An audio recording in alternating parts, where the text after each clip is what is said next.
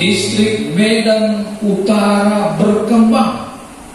Saya tadi ke belakang melihat banyak ibu-ibu muda dengan anak-anak yang kecil. Wah, hebat ini Helvetia. Anak-anak kecil juga datang ke gereja hari Sabat.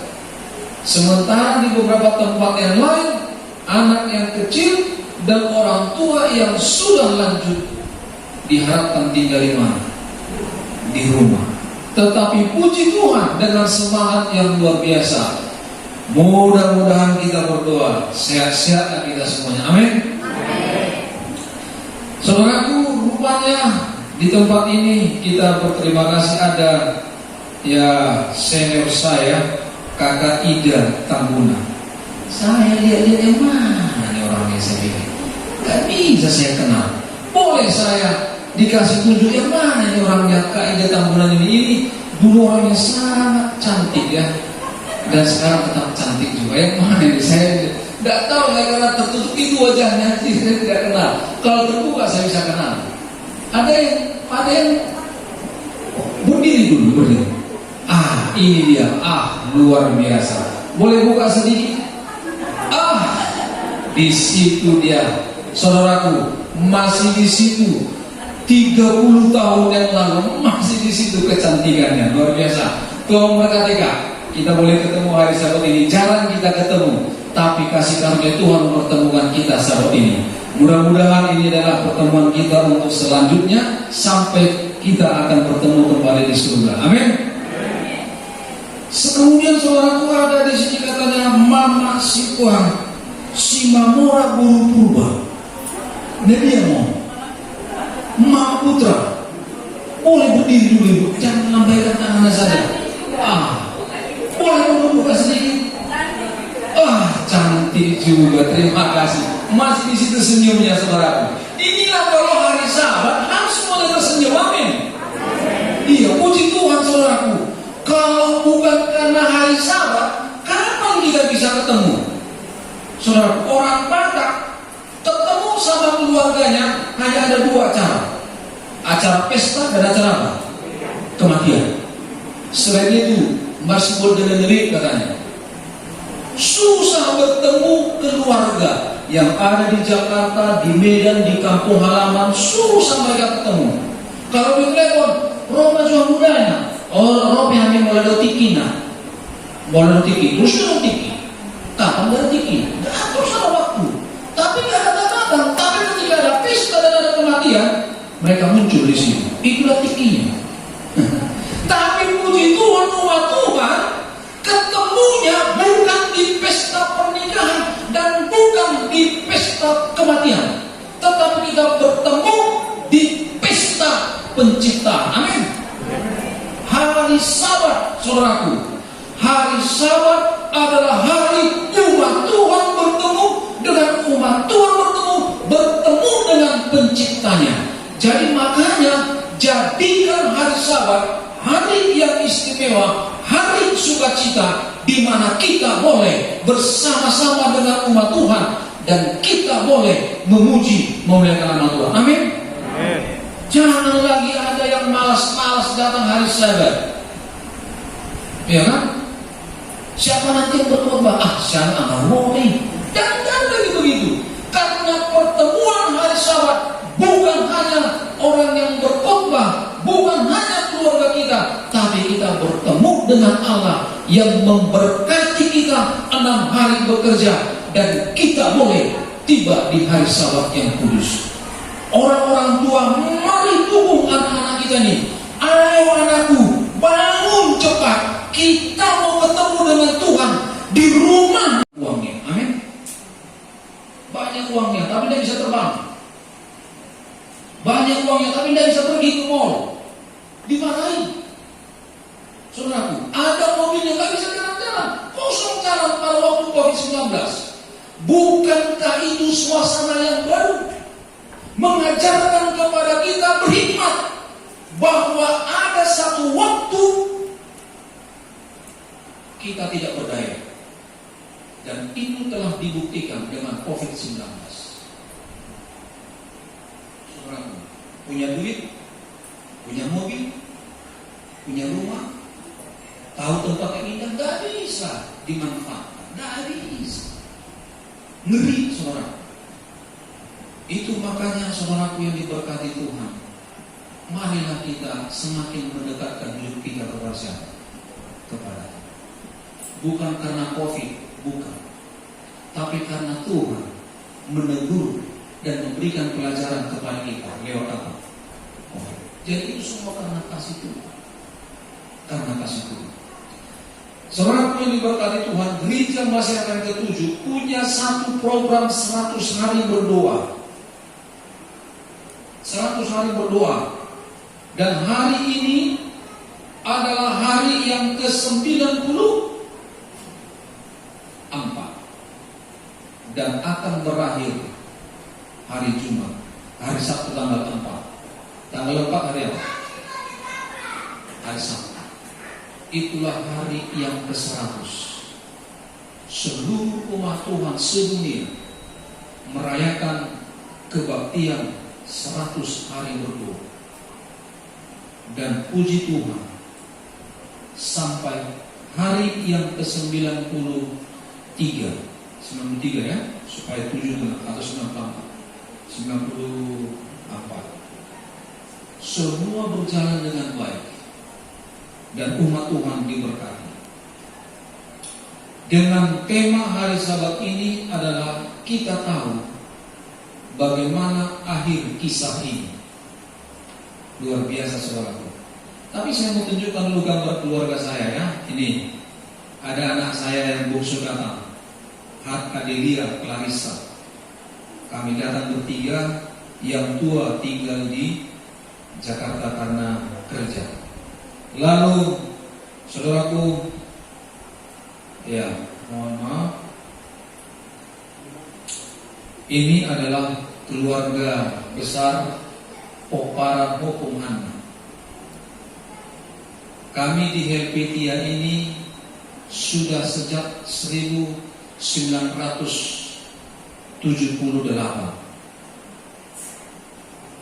Bergereja dulu di rumah Bapak J.S. Yahan. Jalan apa namanya ini saudara? Ya, bukan yang ini Kemuning Raya, yang jalan besar sana. Apa?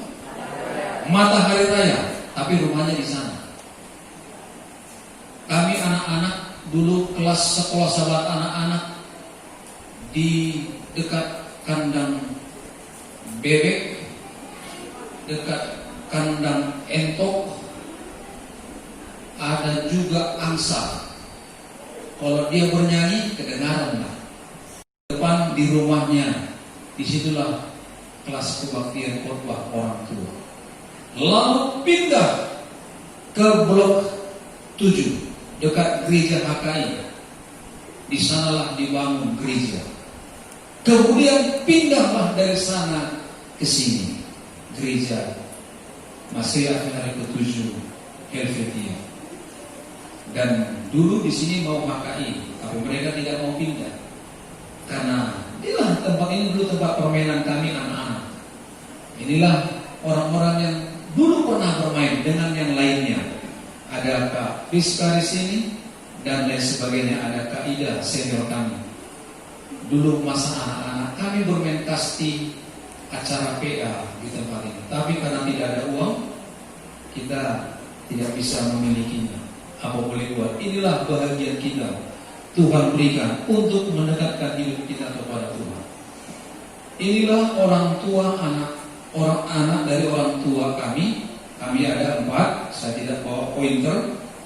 Saya menikah dengan guru tarigan, dan adik saya Sangkot yang paling kanan berdiri menikah dengan guru Habiahan, dan adik kami Roy yang paling kiri saya sebelah bawah menikah dengan guru Sinitoma, dan itok kami Sondang menikah dengan Rekson Nenggolan yang di sebelah saya paling atas, sebelah kiri kalau kita memandang.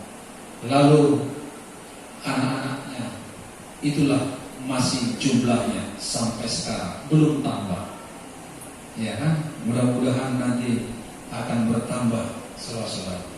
Inilah sekilas bahwa gereja Tuhan yang ada di Helvetia ini terus membentuk anak-anak itu menjadi pelayan-pelayan Tuhan. Puji Tuhan saudaraku, adik saya Sangkot sudah pernah ketua gereja. Di gereja ada di Batam dan ada di Jakarta. Adik saya Roy, dia pernah ketua gereja di gereja Jelambar. Lalu lain saya Sinenggolan juga pernah ketua gereja. Saudaraku, mereka dibentuk dari gereja yang kecil ini menjadi pelayan-pelayan Tuhan dimanapun mereka berada. Harapan kita, keluarga kita yang lain juga yang sudah merantau, mereka pelayan-pelayan Tuhan dimanapun mereka berada. Dan harapan kita anak-anak kecil, remaja-remaja sekarang ini, mereka dilatih di sini. Ada yang kuliah, ada yang bekerja dimanapun mereka berada, mereka akan melayani Tuhan. Amin. Saudaraku yang diberkati Tuhan, saya senang tadi dengan Boru Sinambela tadi ya. Saya lihat Boru Sinambela kata si Ricky lah, aku bilang aku nggak ingat nama anaknya, namanya langsung aku ingat si Ricky. Rocky. Dia pernah bilang, cantik ya, aku bilang. Apa ini sudah menikah? Belum, masih kuliah katanya. Wah, patutlah, gitu kan. Jadi terima kasih Ibu Sinambela Guru Tampu Bolon. Anaknya sangat kreatif untuk bernyanyi. Semoga pendidikannya selesai ya, dan tetap setia kepada Tuhan sekalipun ada di Bandung kuliah. Saya yakin dan percaya kalau mamanya setia kepada Tuhan, biasanya anak-anaknya pun akan setia kepada saya, kepada Tuhan. Tuhan memberkati. Baik, saudara yang diberkati Tuhan. Temanya tadi adalah kita tahu bagaimana akhir kisah ini. Pernah kita dengar dulu tema gereja Advent adalah beyond. Apa artinya beyond, saudara? Dia bisa melewati, melampaui. Itulah harapan gereja, anggota gereja Masjid ke-7, mampu melihat di balik kisah yang terjadi. Saudara, di balik peristiwa yang terjadi, umat Tuhan mampu melihatnya. Itulah kelebihan kita sebagai umat Tuhan, dimampukan Tuhan melihat sebuah peristiwa, apa yang terjadi setelah peristiwa ini. Saudaraku, sekarang peristiwa COVID-19 terjadi, banyak pengangguran, pekerjaan sulit, saudaraku, banyak orang yang meninggal, banyak orang yang sakit. Mampukah kita melihat di baliknya ini apa yang akan terjadi? Saudaraku, karena kita belajar nubuatan, maka kita sering diajarkan untuk bisa melihat ke depan dengan iman. Saudaraku yang diberkati Tuhan, 3 bulan lamanya, Maret, April, Mei, Juni. Maret pertengahan sampai ke Juni, saudaraku pertengahan, kita beribadah di mana? Di rumah. Pakai Zoom. Lalu orang berkata, bosan bergereja di mana? Di rumah. Setelah gereja dibuka, toh juga yang terlambat datang. Di mana kata bosannya? Maunya kalau sudah dibuka, cepat, sudah rindu kali aku mau kemana? Ke gereja. Kalau sudah rindu kali, saudara istri orang bilang, sudah rindu kali, tidak ada lagi yang bisa menghambatnya. Cepat dia, karena dia rindu kali. Saudaraku yang diberkati Tuhan, pakai Zoom, bisa kita bergereja, ketemu sama orang, tetapi di mana? Di rumah masing-masing. Saya sudah 5 kali berkhotbah pakai Zoom. Di Jakarta, orang minta saya berkhotbah. Dari Siantar, berkhotbah di Jakarta. Sabat kemarin saya di Bendungan Hilir, Jakarta Pusat, berkhotbah. Saya pernah di Ciracas, saudaraku, dan di beberapa tempat bergereja pakai Zoom. Dalam hati saya, memang harus beginikah Tuhan ke depan akan kami laksanakan?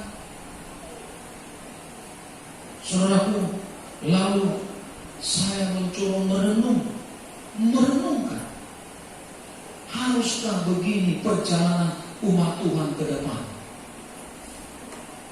Saudaraku yang diberkati Tuhan, inilah tantangan. Pandanglah jauh ke depan.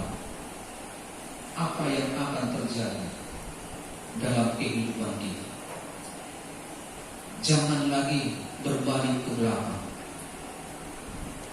karena Tuhan sedang membuka sebuah peristiwa yang baru.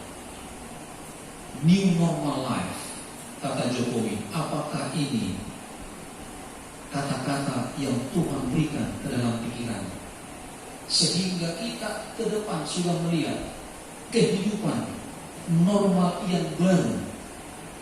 Bukan dikatakan kehidupan yang lama akan diperbarui, akan bisa lagi kehidupan yang lama, tapi new normal life, kehidupan normal yang baru. Saudaraku, mari kita renungkan umat-umat Tuhan, peristiwa akhir zaman ini. Kita tahu bagaimana akhir kisah ini. Kita akan tetap setia kepada Tuhan. Masih pedulikah Tuhan terhadap misi keselamatan manusia? COVID masih pedulikah?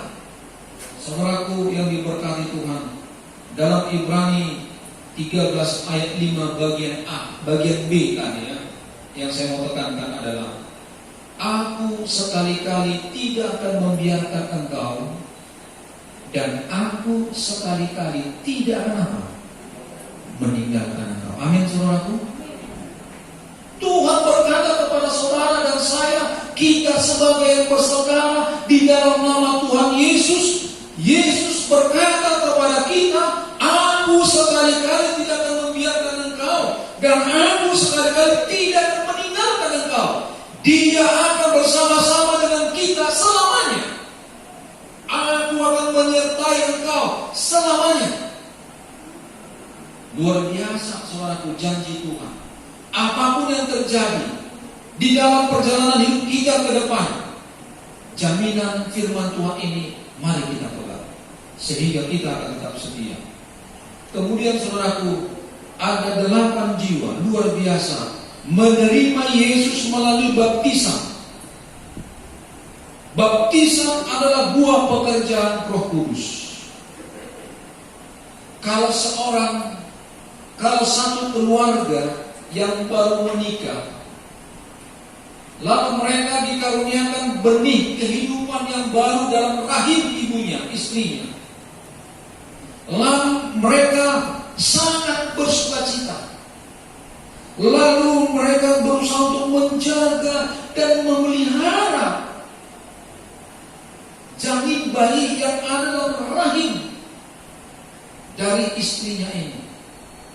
Dijaga, dipelihara, makanan teratur. Jangan kamu capek mama, kata suaminya. Istirahat, makan yang sehat-sehat. Apa yang dia minta dikasih. Minta rujak tengah malam dikasih. Lalu gak ada nak, katanya. Ini permintaan dari dalam, katanya. Emangnya sudah bisa ngomong dari dalam ini, saya pikir kan. Tapi ini bukan istri saya, istri cerita orang ini. Bukan istri kita ya. Tapi artinya orang katakan ini permintaan dari dalam, dicari kemana-mana, keliling-keliling demi bayi dalam kandungan. Dapatlah rujak itu. Dilihat istrinya sudah apa? Dan nyenyak, dia tidur. Dibangunkan. Aku sudah dapat rujaknya, katanya. Aku sudah besok itu, katanya. Saudaraku, bayangkan, sudah capek, aduh, untung aja suaminya apa? Demi sukacita bayi dalam rahim, dia tetap apa? Tetap, dia nggak marah-marah dia. Saudaraku, ketika 9 bulan tiba waktunya, bidan katakan sudah waktunya hamil. Lahir saya, sudah waktunya lahir. Bagaimana semuanya, saudaraku? bersiap semuanya. Siapkan ini, siapkan ini. Jangan sampai ada yang tertinggal. Siapkan segala sesuatunya. Saudara kekasih, tiba waktunya lahir. Wah, katanya. Semuanya. Telepon keluarganya, Madube, Popuyo, katanya. Sudah lahir cucumu, Mak. Bang, sudah lahir anak kita, adikku, Neburu, semua diteleponi. Kenapa? Karena lahir. Senang semuanya. Saudara, bahagia semuanya. Karena mau melahirkan dan sudah lahir. Dikasih tahu semuanya itu. Sesungguhnya saudaraku, baptisan adalah lahir kembali. Itu adalah pekerjaan Roh Kudus. Seharusnya kita senang kalau ada orang yang mau diapa? Dibaptis. Amin. Jangan dikata, yang mau yang mana katanya. Yang sudah tua pun mau apa? Ribut juga yang sudah tua. Jangankan anak-anak yang tua, Pak. Mau ribut, mau murtad, mau melawan. Kalau yang kecil-kecil itu mana kan melawan dia? Dibilang aja, ayo, mau dia. Nah sebelum itu berkati Tuhan, ibu bapak dipercayakan Tuhan, anak-anak itu dikaruniakan di tengah-tengah rumah tangga kita. Makanya para hamba-hamba Tuhan dari mimbar mengajarkan kepada orang tua, buat renungan pagi, buat sekolah sahabat, bawa anak itu Rabu malam, bawa anak itu buka sahabat. Untuk apa? Mengajari dia supaya ketika tiba lahir kembali, orang tua akan telepon semua keluarganya, naik terdiri gelet tabah, jangan mengguni-guni. Kalau saudaraku, suruh tadi sadar kami motor terdiri mana benar? Benar atau tidak saudaraku? Tanya pendeta, berapa calon baptisan? Doakanlah pendeta, belum pasti. Suruh nama tuh dan ibu orang yang segitu tuh kan bingung kita saudara ya. Padahal kalau ibu-ibu dibilang-bilang, Bu, siap-siap ya 1 minggu lahir. Iya, pakaiannya disiapkan, sudah pergi ke mall, sudah dibeli pokoknya sudah dibeli ininya, sudah semuanya dibeli. Mau tanya pendeta, berapa calon baptisan kita? Doakan pendeta, belum pasti tuh. Ya gitu tuh orang bingung saudara. Makanya saudara mulai sekarang ubah konsep kita. Ya ubah konsep kita. Ajarlah anak kita dari rumah. Ya berikan pendidikan kepada mereka sebelum dibaptis dan sesudah dibaptis. Masih tanggung jawab sebagai orang tua untuk mendidik siapa? Anak-anaknya. Ketika gereja punya program akan ada baptisan tanggal sekian, maka semua orang tua akan bahagia karena anak yang dia ajar, karena anak yang dia latih, karena anak yang dibawa ke gereja, dia akan persembahkan itu kepada siapa? Kepada Tuhan untuk menerima baptisan yang kudus. Amin saudaraku. Supaya semua keluarga bahagia. Masih telepon, anak kita mau dibaptis, tanya koda saudaraku. Popumino, nengtati, tanya koda warung tiki rotuson. Karena itu sukacita saudaraku, sukacita. Ubah konsep, ya ubah konsep. Karena kita mau keselamatan terjadi di tengah-tengah rumah tangga kita. Karena pekerjaan baptisan bukan pekerjaan pendeta, bukan pekerjaan kita manusia. Itu Roh Tuhan yang bekerja. Bekerja kepada pendeta, bekerja kepada orang tuanya, bekerja kepada hati orang yang akan menerima baptisan. Maka terjadilah pesta sukacita di tengah-tengah umat-umat Tuhan. Saudaraku yang diberkati Tuhan, inilah sebuah pekabaran bahwa Roh Tuhan bekerja dengan teratur, jangan dengan tiba-tiba. Saudaraku yang diberkati Tuhan, kata Yesus dalam Matius 28:19-20, pergilah, jadikanlah semua bangsa muridku, baptislah mereka dalam nama Bapa dan Anak dan Roh Kudus, dan ajarlah mereka melakukan segala sesuatu yang telah kuperintahkan kepadamu. Ajarlah mereka, saudaraku. Siapa yang mengajar? Pendeta boleh, pendatua boleh, orang tua juga boleh. mengajar anaknya. Karena penginjilan yang paling tepat adalah penginjilan di tengah-tengah rumah tangga. Amin. Penginjilan yang paling tepat adalah penginjilan di tengah-tengah rumah tangga. Orang tua menyelamatkan keluarganya, termasuk anak-anaknya. Kalau kita sudah merasa kita diselamatkan, mari kita kembangkan. Tidak hanya di rumah tangga kita, tetapi di luar rumah kita. Kita mengajari mereka karena kita juga rindu untuk keselamatan bagi mereka. Saudaraku, siapa yang percaya dan dibaptis akan diselamatkan. Bukankah ini kabar baik? Yang percaya dibaptiskan akan diselamatkan, tetapi siapa yang tidak percaya akan dihukum. Ketika Petrus berkhotbah, saudaraku, pada hari Pentakosta, dia berkhotbah. Khotbahnya, bertobatlah dan hendaklah kamu masing-masing memberi dirimu dibaptis dalam nama Yesus Kristus untuk pengampunan dosamu, maka kamu akan menerima karunia Roh Kudus. Apa keuntungannya orang dibaptis? Ayat ini mengatakan orang yang dibaptis dalam nama Yesus Kristus untuk apa? Pengampunan dosa. Yang pertama tadi, sebelum ayat ini, siapa yang percaya dan dibaptis akan apa? Diselamatkan. Berarti kalau dibaptis, orang akan diselamatkan. Orang itu akan diampuni dosanya. Amin. Bukan yang lain kita pikirkan, saudaraku. Kalau ada orang mau dibaptis, itu untuk keselamatannya, untuk pengampunan dosanya. Kita senang kalau ada anak kita dibaptis. Terima kasih Tuhan, anakku dibaptis. Berarti dia akan menerima keselamatan dan pengampunan dosa karena imannya kepada siapa? Kepada Yesus. Saudaraku ini berkat Tuhan, bagaimanakah pengalaman Yesus baptis? Maka datanglah Yesus dari Galilea ke Jordan kepada Yohanes untuk dibaptis olehnya. Ini ayat bersama kita tadi. Tetapi Yohanes mencegah dia, katanya, akulah yang perlu dibaptis olehmu, dan engkau yang datang kepadaku. Apa kata Yesus? Biarlah hal itu terjadi, karena demikianlah sepatutnya kita menggenapkan seluruh kehendak Allah. Dan Yohanes pun menurutinya. Kita dibaptis, saudaraku, untuk apa? Karena kita menggenapkan seluruh kehendak Allah.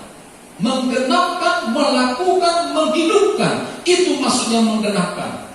Melaksanakan apa yang menjadi kehendak Allah. Kalau ada seseorang dibaptis, berarti dia sedang menghidupkan firman Tuhan. Berarti dia sedang melaksanakan firman Tuhan. Berarti dia, saudaraku, melakukan apa yang dikehendaki Tuhan. Itulah kalau orang yang dibaptis. Sesudah dibaptis, Yesus segera keluar dari air, dan pada waktu itu juga langit terbuka, dan ia melihat Roh Allah seperti burung merpati turun ke atasnya. Lalu terdengarlah suara dari surga yang mengatakan, inilah anakku yang kukasihi, kepadanya lah aku berkenan. Baptisan bukanlah sebuah pilihan, tetapi sebuah penurutan. Baptisan adalah sebuah perintah yang datangnya dari Yesus.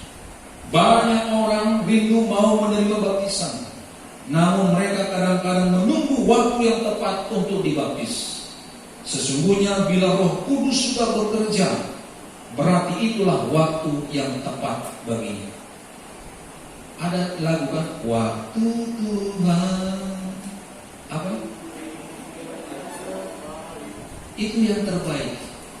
Bukan waktu pendeta.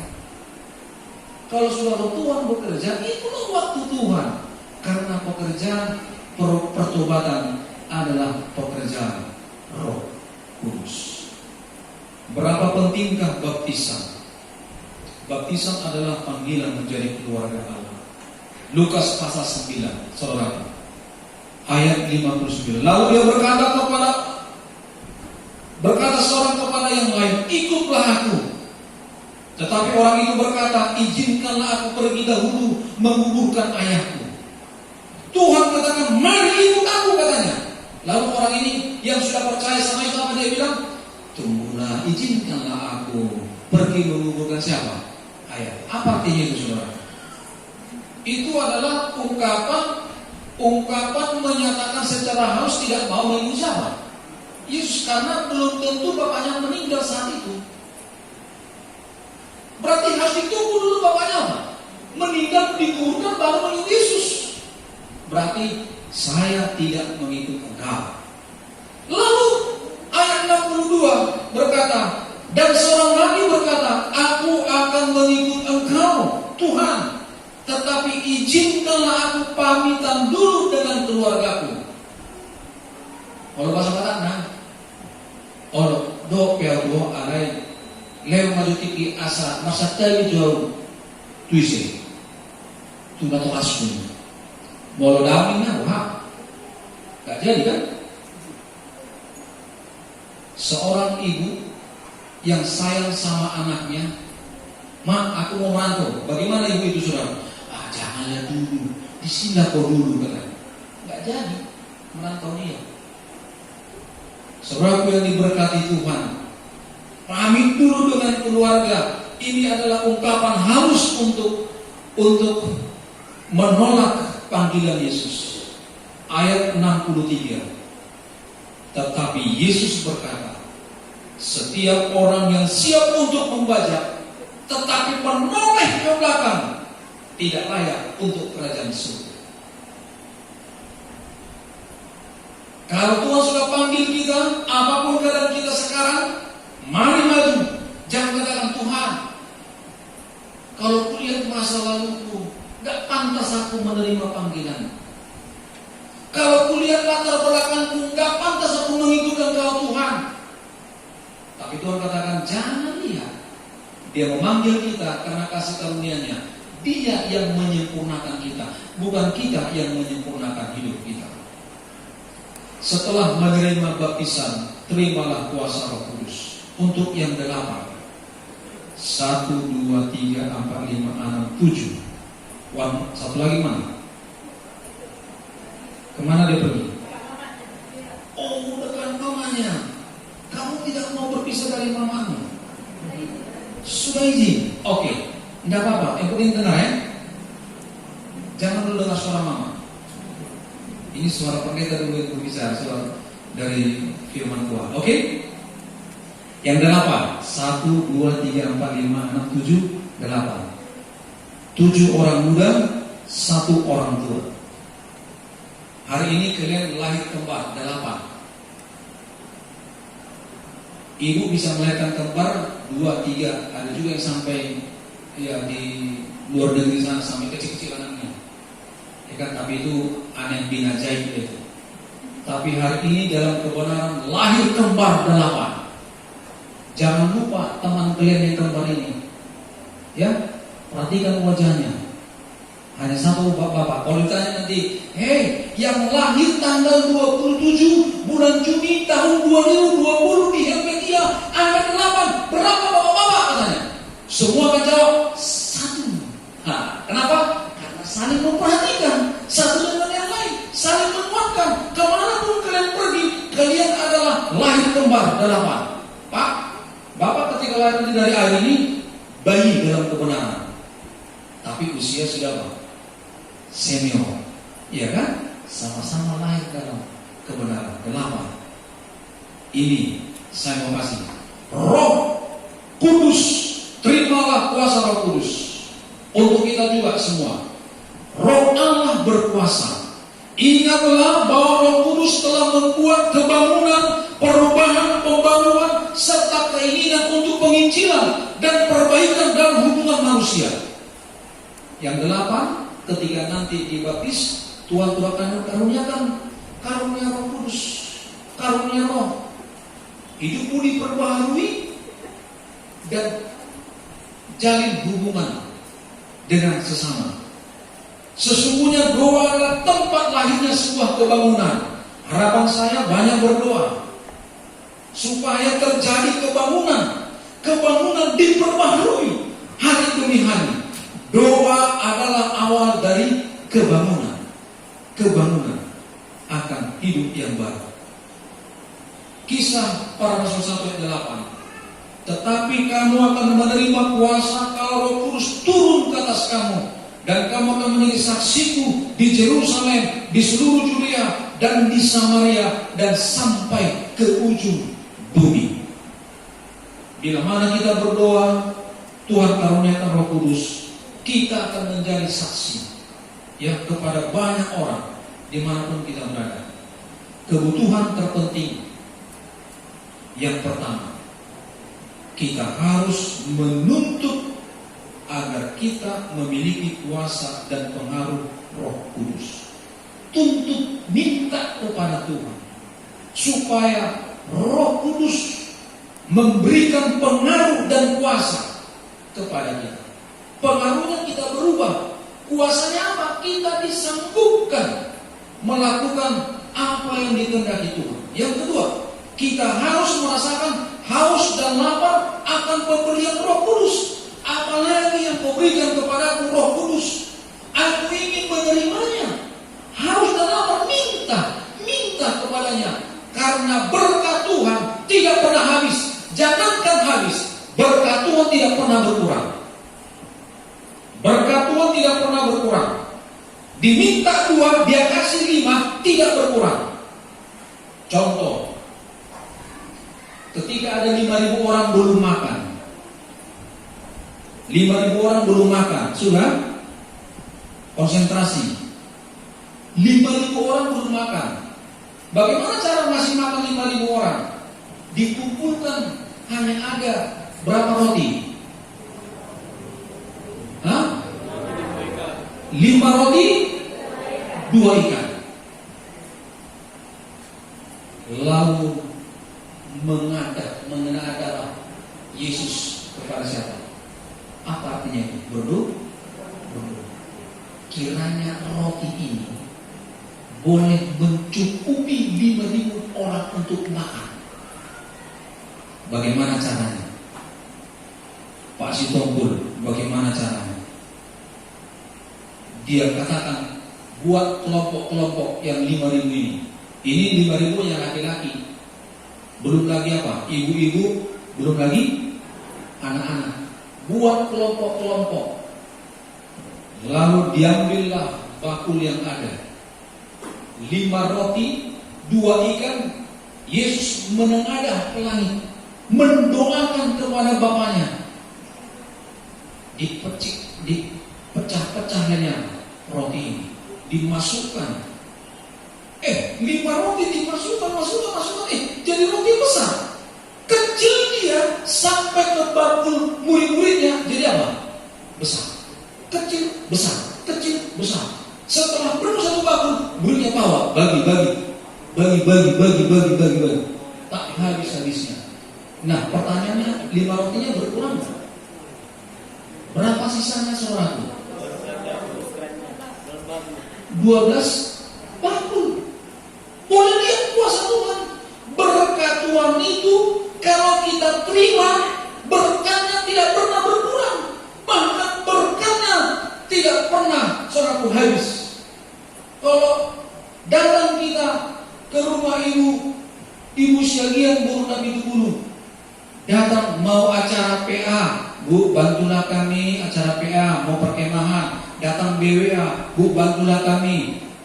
Orang rumah IBM, KTM, ngalembun, ya kan? Berkurang uangnya.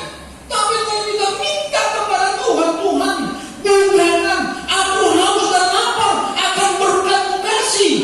Mau sekolah tinggi, Dia kasih. Mau kita pintar, Dia kasih. Tapi belajar, bukan bisa lagi. Tiba-tiba jadi pintar, gak pernah membaca, hanya tidur. Jenius sekali katanya. Bukan itu pekerjaan Roh Kudus. Iya kan?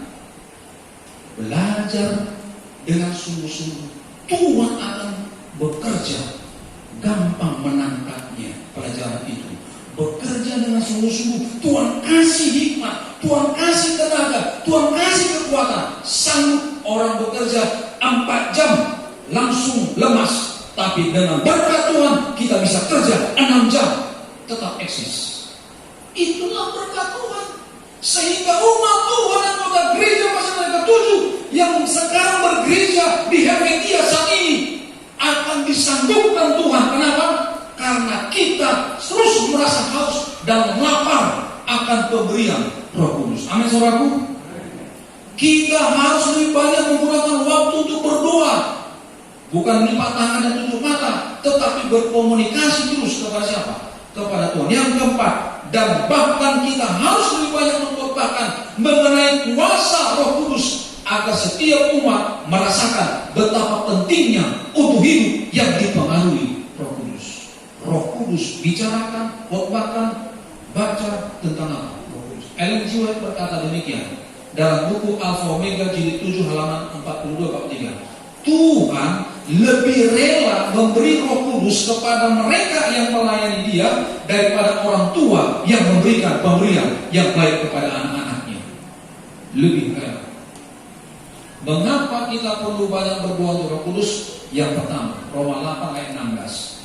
Ketika Roh Kudus datang, kita akan mengakui dosa kita dan menerima karunia keselamatan. Mengapa kita perlu banyak berdoa? Supaya kita mengakui dosa kita dan kita menerima keselamatan. Itu yang pertama. Mengapa kita perlu berdoa untuk Roh Kudus? Yang kedua, Yehezkiel 36 ayat 26. Kehadiran Roh Kudus akan memberikan pikiran dan hati yang baru. Itu yang kedua. Kalau sudah Roh Kudus menguasai kita, maka pikiran dan hati yang baru Dia karuniakan kepada kita. Ketiga, Galatia 5 ayat 22 dan 3. Ketika kita dipengaruhi dengan Roh Kudus, maka buah roh yang merupakan karakter Allah akan mengalir dari diri kita seperti sungai air yang hidup. Buah roh akan menjadi karakter kita. Lemah lembut, kasih, damai, panjang sabar, dan pengendalian diri. Ada 9 karakter Allah menjadi bagian kita. Yang keempat, Kisah 4 ayat 13 dan 31. Kehadiran Roh Kudus yang tetap akan memotivasi dan memberdayakan kita. Kita sekarang dengan hadirnya Roh Kudus akan berbeda hari esok, karena kita diberdayakan, dimampukan untuk lebih baik dari hari ke hari. Yang kelima, Yohanes 6:13. Ketika Roh berdiam di dalam kita akan memiliki rasa lapar akan kasih. Ya, kita akan merindukan kasih sayang Tuhan. Yang keenam, Roma 8 ayat 27. Sewaktu kita berdoa dalam Roh Kudus, kita akan memiliki kuasa untuk memiliki kuasa dalam doa-doa kita dan akan melihat banyak jawaban ajaib untuk doa yang kita lakukan. Matius 25 ayat 1-13. Ini adalah kisah yang terakhir. Wanita pintar, 5 wanita pintar dan 5 wanita bodoh sama-sama sedang menunggu pengantin pria. Apa yang membedakan mereka? Yang 5 ada persediaan minyak, yang 5 yang bodoh tidak ada persediaan minyak. Mereka menunggu, ketika masih ada minyak mereka bersedia menunggu pengantin. Mereka senang menunggu pengantin. Tapi pengantinnya agak terlambat datang. Rupanya minyaknya yang tersedia ini, yang 5 bodoh, habis minyaknya. Yang 5 pintar, masih ada persediaan minyaknya. Ketika pengantin datang, mereka sedang tertidur. Mereka terbangun karena pengantin datang untuk menyongsong. Tiba-tiba pelita lampu mati. Karena apa? Kehabisan minyak. Tetapi 5 wanita yang pintar itu, mereka tertidur dan terbangun. Mereka siap menyongsong karena pelita mereka tetap hidup, karena minyak itu terus diisi di dalam pelita tersebut. Minyak itu adalah Roh Kudus. Jadi 5 yang pintar, sementara mereka menunggu Yesus datang, mereka terus diisi dengan Roh Kudus dalam hati mereka. Kapan saja pengantin pria, kapan saja Yesus datang, maka orang yang dipenuhi dengan Roh, mereka akan selalu bersedia untuk kedatangan Tuhan. Tetapi 5 yang bodoh tadi, awalnya mereka semangat menunggu pengantin wanita, pengantin pria, tetapi karena pengantin itu agak telat datangnya, tapi karena mereka tidak mempersiapkan Roh Kudus, akhirnya mereka di satu saat lemah dan tidak bersedia untuk menyambut kedatangan Tuhan. Itulah pentingnya Roh Kudus untuk keselamatan. Kalau sudah saudara-saudaraku yang akan menerima Yesus sebagai juru selamat, terimalah Roh Kudus. Berdoalah selalu kepada Tuhan. Engkau akan diberikan Tuhan kuasa untuk mempersiapkan diri, memiliki karakter, dan memiliki kuasa mengubah diri. Dan kapan saja Tuhan datang, engkau bersedia akan kedatangan Tuhan. Saudaraku yang diberkati Tuhan, izinkan saya untuk 4 menit terakhir. Kita sebagai anggota Advent banyak memiliki pengetahuan firman Tuhan yang lengkap dari Alkitab. Dengan pelajaran sekolah sahabat renungan pagi, bacaan, kita betul-betul diperlengkapi. Saya sebagai hamba Tuhan, dengan situasi pandemi COVID-19 ini, akan memulai hidup baru. Perjalanan ke depan akan berbeda di masa yang lalu. Yang saya mau himbau adalah setia kepada Tuhan.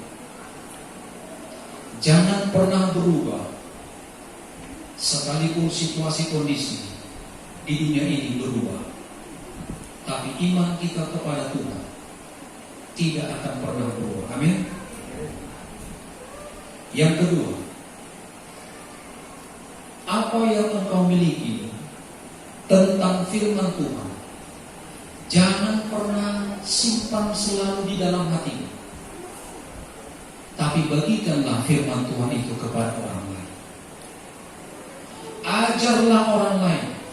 Satu kalimat yang bisa kau berikan hari ini, satu kalimat bagikan kepada orang lain. Minggu depan 2 kalimat yang saudara bisa bagikan kepada orang lain, bagikan 2 kalimat. Mengapa? Karena itu melatih kita untuk selalu mengingat akan firman Tuhan. Firman Tuhan itu perlu disampaikan kepada orang lain. Ajarkan firman Tuhan, saudaraku. Jangan berdiam. Sudah waktunya saya mau sampaikan kepada kita orang muda, bapak-bapak, ibu-ibu, ceritakan firman Tuhan kepada orang lain. Inilah waktunya. Jangan suka berdiam diri. Dimanapun kita berada, sampaikan kebenaran itu kepada orang lain. Ketika engkau berbicara kepada orang lain, berarti hatimu lengket kepada firman Tuhan. Dan firman Tuhan dengan kuasa Roh Kudus mendorong kita untuk terus melakukan perkara yang benar. Yang ketiga,